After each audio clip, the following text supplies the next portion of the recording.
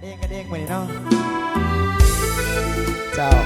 แต่ว่าทีมงานของเราสบายเหมือนเนาะเล่นแบบกันเองเนาะ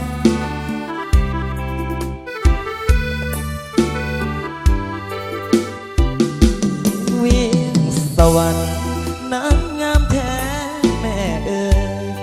สมดังคำสมเสยเขาเอ่ยกันว่า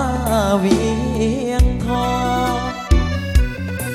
งานเพียงใดเมฆไหลลอยละลองบ่เห็นหน้านวลน้องแล้วต้องสวนให้อาวรงามผ่องสีเนื้อนาลีใดๆสร้างผลบุญปางใดเสริมส่งให้เจ้างามงอนเพียงใดเมฆไหลลอยละลองบ่เห็นหน้านวลน้องแล้วต้องมาสวนให้สานนวลน้องวิ่งสวรรค์คนดีเจ้าเป็นเทพีขวัญเมืองแห่งนี้มานานเนื้อนวลขาวผ่องสองขวงแก้มเบ่งบานงามยิ่งได้บ่ปานยิ้มหวานละลื่นสื่นใจเวียงสวรรค์ปันเจ้าหายงามเด่นแม้นสายใดได้เห็นแล้วอยากเป็นคู่ดวงใจวาสนา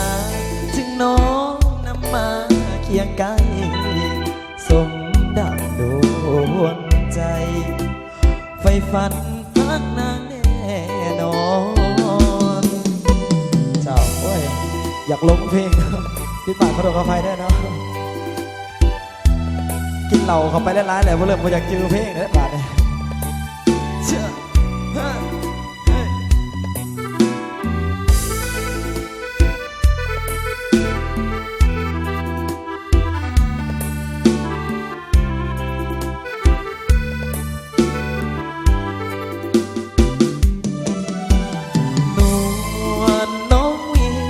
สวรรค์คนดีเจ้าเป็นเทพีขวัญเมืองแห่งนี้มานานเนื้อนวลขาวผ่องสองพวงแก้มเบ่งบานงามยิ่งได้บ่ปานยิ้มหวานสื่นใจเวียงสวรรค์ปันเจ้าหายงามเด่น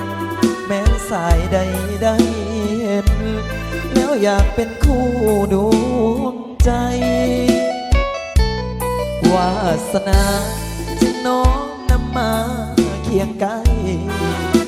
สมดังดวงใจไฟฝันรักนางแน่นอน